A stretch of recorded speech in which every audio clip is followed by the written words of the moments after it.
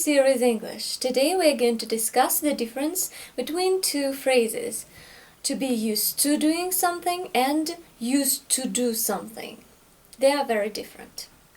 Let's start. We're going to start with the phrase used to do something. So in this case, to is a particle which goes before the infinitive. So for instance, I used to run very fast when I was a kid. Let's take a look at an example. Monica used to be very fat, but she is not anymore. So when we use this phrase, we mean that something happened regularly in the past but doesn't happen anymore, or something was true in the past but is not now. In addition to that, I should say that this phrase does not have present form. So here we are talking about the past. That's it. Daddy, you want a turtle? No, but how are you doing? I'm okay. Mama's getting on my last nerve. Oh, she can do that. She used to get on my nerves, too. You know, just because I'm dead doesn't mean you have to let her push you around. And if she tries to do that, Paul and Zach are fighting again. It's the second time this week. They never used to fight like that when Mary Alice was alive. It's a shame. They used to be such a happy family.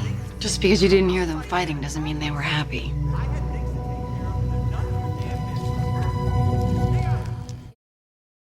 If you want to ask a question, you can say, did you used to do something?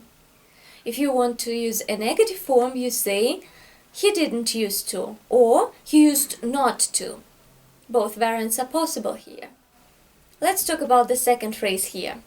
To be used to doing something. We can also say to get used to doing something, or simply to be used to something. To get used to something. It means that it's not new or strange for me. Here I should also add that to is not a particle here any longer. It is a preposition which goes before a gerund or a noun. It's kind of rusty. Yeah, no, it did. I mean, I kind of like the rusty taste. I'm used to it, I don't know.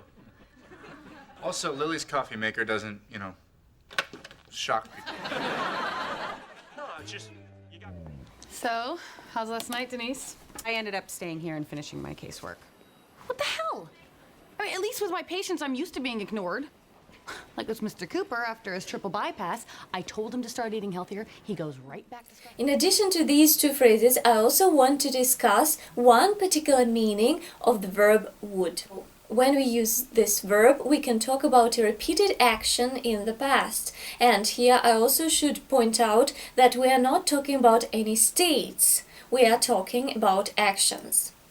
For instance, he would go to school every day when he was a kid. I guess that it can be said about almost everybody.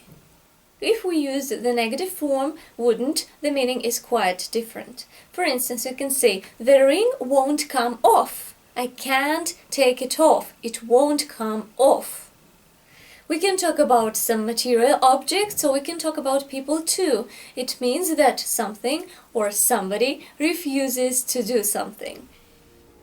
That's a story Bree concocted to cover the fact that we're seeing a marriage counselor. Bree, he wouldn't stop asking about the tennis pro. Bree and I are in marriage counseling. So, wouldn't, unwilling to do something in the past. And that's it, what I wanted to discuss today. So I hope that you enjoyed this video lesson and learned some new stuff connected with vocabulary this time, not grammar actually. Well, I guess the mixture of both. So don't forget to like my videos and subscribe to my video channel. Follow me, keep in touch, and happy English practice. Hope to see you soon. Bye bye.